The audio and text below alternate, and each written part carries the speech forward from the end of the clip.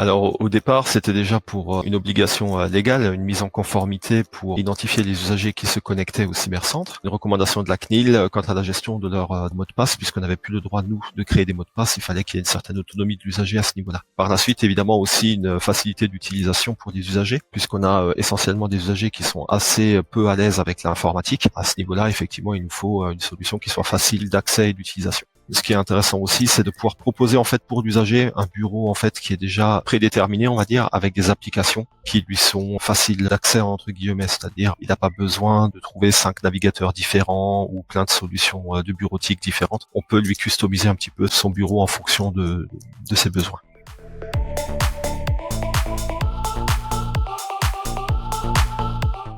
Alors déjà notre première réussite, c'était la facilité de création d'un compte sur Neos, puisque nous avons deux types d'usagers, on va dire, ceux qui viennent de façon très régulière, plusieurs fois par semaine, plusieurs heures par semaine, depuis déjà des années, et ceux qui vont vraiment être de passage. Donc pour les premiers, la facilité de création d'un compte sur Neos est déjà appréciable, puisqu'ils peuvent soit récupérer leur compte directement depuis la base de données de notre SIGB, nous on est chez C3RB avec Orphée NX, et donc via le web service, on peut très facilement récupérer en fait les données de l'usager. Il n'a juste à rentrer le numéro de sa carte et le mot de passe d'accès qui lui est confié au moment de l'inscription dans le SIGB. Ce qui est intéressant du coup pour lui, puisqu'il n'aura finalement qu'un seul mot de passe pour pouvoir se connecter à la fois à nos solutions numériques, on va dire, sur notre base de données, puisqu'on a des abonnements à tout apprendre, à PNB, etc. Et on a cette possibilité aussi de se connecter avec le même mot de passe au niveau de la solution Neos. Pour les deuxièmes types d'usagers, donc ceux qui sont vraiment là de passage et qui vont venir qu'une seule fois ou qui sont même pas inscrits chez nous et qui ont besoin d'imprimer là de façon sporadique,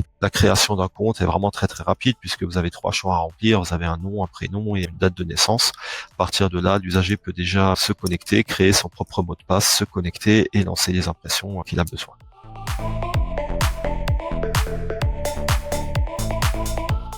Avant de choisir Neos, on avait choisi Edutis, qui était un peu l'ancêtre finalement de la solution Neos. Ce qui nous intéressait à l'époque, c'est que la plupart des concurrents qui avaient répondu à l'appel d'offres se positionnaient plutôt sur un public de bibliothèques universitaires, donc des profils qui sont pas du tout ceux que nous on va avoir à Sarreguemines. C'était des solutions qui étaient très complètes, très intéressantes aussi, mais un poil trop complexe, je dirais, et trop étoffé par rapport au public que nous on va accueillir. Et Neos à ce niveau-là a très bien répondu puisqu'il a en plus, on va dire, épuré l'interface par rapport à l'ancienne solution Edutis. On a maintenant quelque chose de aussi bien stable et d'intuitif. C'est-à-dire que n'importe quel usager qui s'installe a très très vite compris comment ça fonctionne, quand bien même il va sur un ordinateur qu'une fois par trimestre.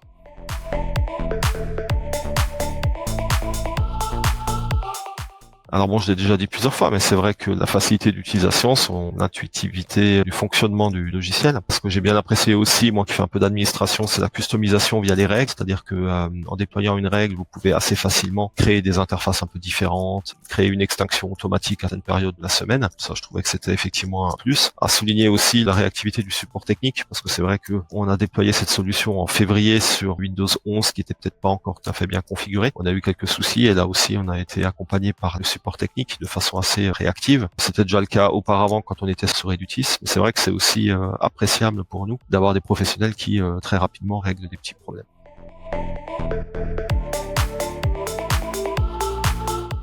C'est encore un peu tôt puisque, comme je disais, la solution elle est relativement récente chez nous. On était sur Edutis pendant très longtemps, depuis 2018, et Neos a été déployé seulement à partir de la mi-février de cette année, donc ça nous fait 4 mois à peu près d'utilisation.